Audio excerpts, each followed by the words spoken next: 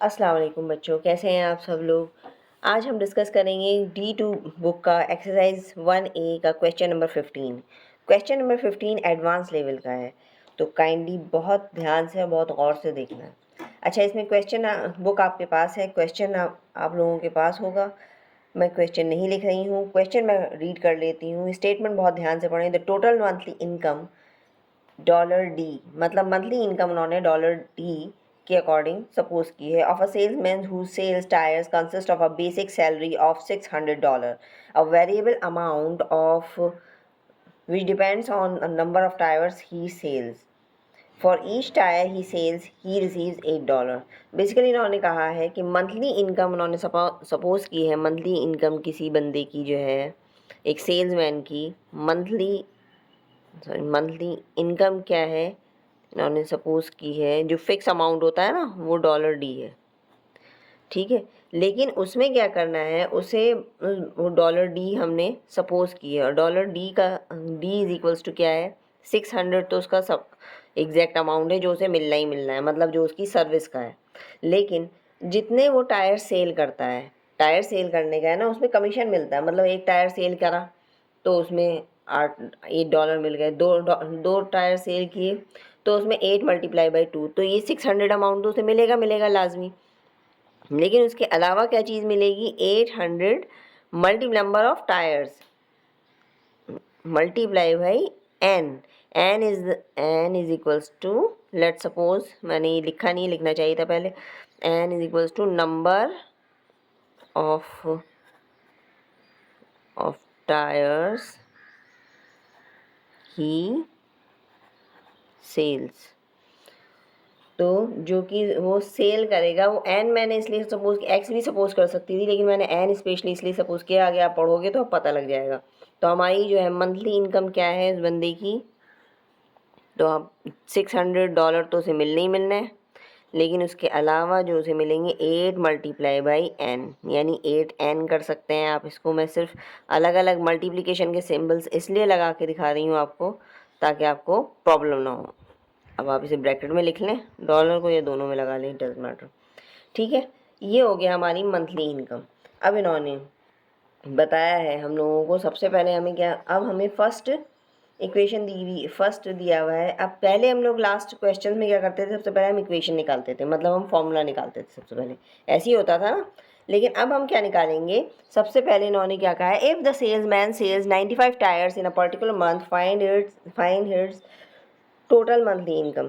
तो अगर वो 95 टायर्स सेल कर रहा है, if n is equals to 95, that means n is equals to 95, number of tyres he sells is 95 in particular month, और d is equals to क्या है हमारा, आपको पता है 600 plus 8n।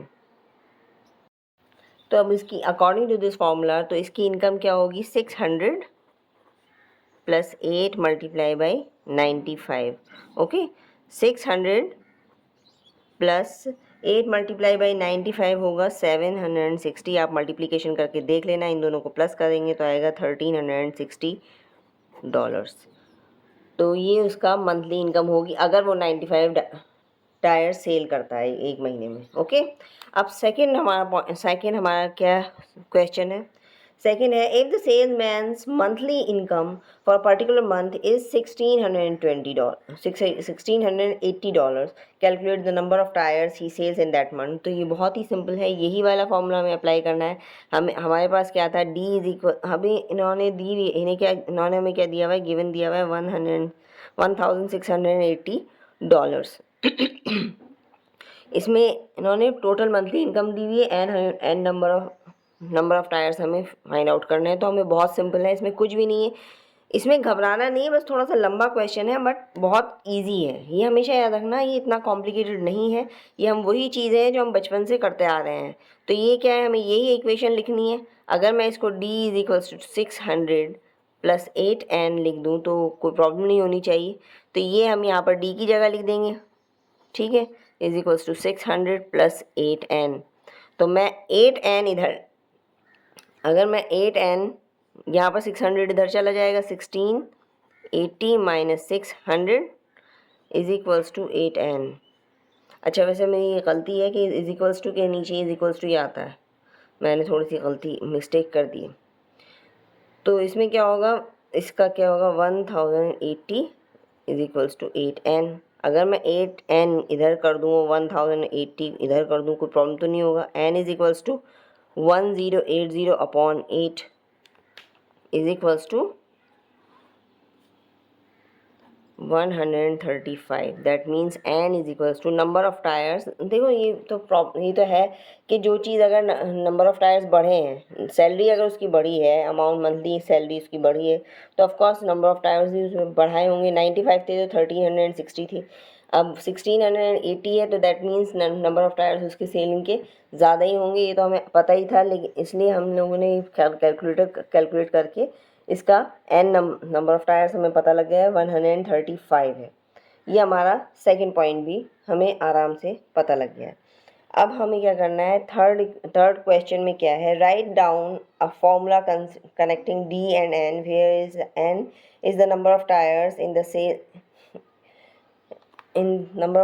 Salesman sells in a month. अच्छा, इसमें यही है जो इक्वेशन मैंने आपको यहाँ पर बना के दिखा दी है ना, ये वाला, क्योंकि हमने शुरू में ही हमने ये सॉल्व कर दिया था, ये था ना, ये हमने यही चीज़ उन्होंने कहा है कि कोई इक्वेशन बनाओ जो नंबर ऑफ़ टायर्स को, और जब n को, देखो मैंने आपसे कहा था ना कि n, लेट सपोज n, हम इन्हें इसलिए सपोज करें, हमेशा सबसे पहले याद रखना स्टेटमेंट जो दी हुई है ना वो कम्प्लीटली पढ़ लेना, मतलब आपको ये पता लग जाएगा डी किसे सपोज करना है, वरना मैं मंथली इनकम को डी ना सपोज करके m सपोज कर सकती थी, एम आई या आई सपोज कर सकती थी, या एस सपोज कर सकती थी, कुछ भी सपोज कर सकती थी, डी नहीं सपोज करती, क्योंकि इन्होंने दिया हुआ था पहले ही। और एन मैंने इसलिए सपोज किया था क्योंकि इन्होंने ऑलरेडी दिया हुआ था। देखो थर्ड में यही है, डी और एन को कनेक्ट, अब हमें कुछ करना नहीं है, ये हमने ऑलरेडी बनाया हुआ है, तो D is equal to 600 plus 8n। ठीक है, ये आप आराम से ये चीज़ बना सकते हैं, इसी के अकॉर्डिंग पूरा क्वेश्चन सॉल्व हुआ है। ठीक है, ये आप अगर थर्ड में ये एग्जैक्टली यूँ ही लिख देंगे ना, आपने पूरा पहले कर दिया तो कोई प्रॉब्लम नहीं होगी। ठीक है, अब आता है ड्रॉ द ग्राफ। अच्छा, इसमें लिखा है draw the graph of D against N if D is directly proportional to N. तो that means D is directly proportional to N, ये मैंने आपको पहले ही बताया, D is directly proportional to N. अच्छा, इसमें ये चीज़ अगर जैसे जाहिर है डी बढ़ेगा तो एन भी बढ़ेगा, मतलब इनकम बढ़ेगी तो number of tyres of course बढ़ेंगे। जब भी तो इनकम बढ़ेगी 600 तो उसका फिक्स अमाउंट है, तो डी को के हटाने के लिए डायरेक्टली, ये आपको पता है के लगाना पड़ेगा, इस सिंबल को डी डायरेक्टली प्रोपोर्शनल के इस सिंबल को हटाने के लिए हमें के लगाना पड़ेगा, इज इक्वल्स टू लगाने के लिए। तो हमें क्या है, के की वैल्यू फाइंड आउट करने के लिए D upon N is equals to K करना पड़ेगा। ठीक है, अब डी और एन की वैल्यू फाइंड आउट करनी पड़ेगी क्योंकि हमें ग्राफ हमें बनाना है। ठीक है, डी और एन की वैल्यू हम लेट्स सपोज हम फर्स्ट पार्ट में हमने क्या निकाला था, एन इज इक्वल्स टू क्या था इन द फर्स्ट पार्ट, मैं यहाँ पर इस तरह से in first part n is equals to 95 थे। ठीक है, और हमारी जो d था वो क्या था 1360 था, यही था ना। तो अब अगर हम इसको k के फॉर्मूले के अकॉर्डिंग हम सबमिट करते हैं इसको, k is equals to D upon N है, तो d इज इक्वल्स टू 1360 है अपॉन 95 है, ऐसे ही करना है ना। अब इसको डिवाइड करेंगे तो आप आएगा 14.31 एंड सो ऑन। अगर आप इसको मतलब क्योंकि ये 5 से कम है, आपको सिग्निफिकेंट फिगर्स का पता ही है, तो आप 14 भी लिख सकते हैं, अप्रॉक्सीमेटली मैं लिख देती हूँ। ये अगर इसमें लिखा हुआ था कि आप इतने डेसिमल प्लेसेस तक लिखें, 1 डेसिमल प्लेस या 2 डेसिमल प्लेस, तो मैं इसको, ये वैसे बहुत लंबा आएगा, ये मैंने इस पर यहीं पर रोक दिया, वरना बहुत लंबा आना था इसको। ठीक है, इसको अब मैंने के को 14 इसलिए सपोज किया ताकि हम आराम से इजीली इसको इसका टेबल बना सके। अब इसमें टेबल क्या आता है, अब मैंने आपको जैसे कि हमेशा बताया है, मैंने आपको हर बार बल्कि एक बार नहीं 85 दफ़ा बताया हुआ है, सबसे ऊपर क्या आएगा, यहाँ पर क्या आता है एक्स एक्सिस पे लाई करेगा, ये जो भी आएगा सबसे ऊपर, और वाई एक्सिस पे दूसरा वाला लाई करेगा। तो एक्स एक्सिस वाला क्या आएगा, तो क्या चीज़ डायरेक्टली प्रोपोर्शनल है, D is directly proportional. First पहले क्या आ रहा है डी, तो डी हमारा डी आएगा यहाँ पर और यहाँ पर आएगा एन। ठीक है, अब हमें ये ग्राफ के जो पॉइंट्स प्लॉट करने हैं उसके पॉइंट्स के लिए हमें ये इक्वेशन जो हमने बनाई थी डी इज इक्वल्स टू के एन, इसको सपोर्ट करना पड़ेगा। तो अब अगर हम एन को लेट सपोज 0 सपोज कर लेते हैं तो के क्या है हमारा, के 14 है, 14 multiply 0 is equals to 0, that means D is equals to 0। ठीक है, अब इसी तरह से डी, इफ डी में एन इज के एन है, मैं बार बार के एन इसलिए लिख रही हूँ ताकि आपको प्रॉब्लम ना हो। एन इज इक्वल्स टू 1 है, then 14 multiply by 1 is equals to 14। इसलिए मैंने मतलब के की वैल्यू मैंने इसीलिए विदाउट एनी मतलब कोई पॉइंट नहीं करा ताकि आपको प्रॉब्लम ना हो, सिर्फ इजी करने के लिए। ये आप कर सकते हो। ओके, इफ़ डी इज, अब डी का फिर कोई के एन है, अब 14 मल्टीप्लाई बाई 2, अगर हम 2 सपोज कर लेते हैं इसको तो क्या होगा, 14 2 से क्या होता है 28 ऑफकोर्स। ये तो आपको 14 का टेबल अगर नहीं पता तो याद कर लें।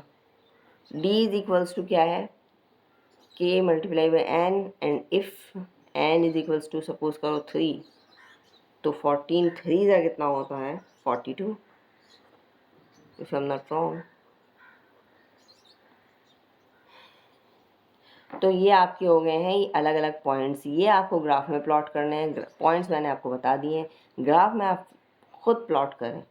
ठीक है, क्योंकि आपको प्लॉट खुद करेंगे बहुत इजी होता है, इसमें कोई ऐसा मसला नहीं। बस ये याद रखना कि जो डिफरेंस आप रखोगे ना, इन दोनों का डिफरेंस, जैसे 0 और 14 के बीच में क्या डिफरेंस है, एक्स एक्सिस पे 14 का ही है, इसमें ही 14 का है, इसमें ही 14 का है। तो आप कोशिश करना 14 का ही डिफरेंस रख के बॉक्सेस बनाओ ताकि आपको आसानी हो। ठीक है, क्योंकि आप शुरू शुरू में नया नया राइट प्रोपोर्शन कर रहे हो तो जाहिर है इसमें आपको थोड़ी बहुत प्रॉब्लम हो सकती है। जब आप एक्सपर्ट हो जाओगे तब आप 1 2 3 पॉइंट भी लिखे हुए होंगे ना, तब उसमें भी आप आराम से इजीली ग्राफ बना सकते हो। इसलिए मैं यही, इसलिए के की वैल्यू बेसिकली बहुत इंपॉर्टेंट होती है, इसलिए हमने के की वैल्यू ही फाइंड आउट करी है पहले। ठीक है, आई होप आपको वीडियो क्वेश्चन समझ में आ गया होगा। मैंने बहुत क्लियरली एक एक स्टेप बाय स्टेप बहुत तरीके से बताया है। कोई प्रॉब्लम हो तो काइंडली शेयर कीजिएगा, और वीडियो अच्छी लगी तो लाइक कीजिएगा, शेयर कीजिएगा एंड सब्सक्राइब कीजिएगा। Thank you very much.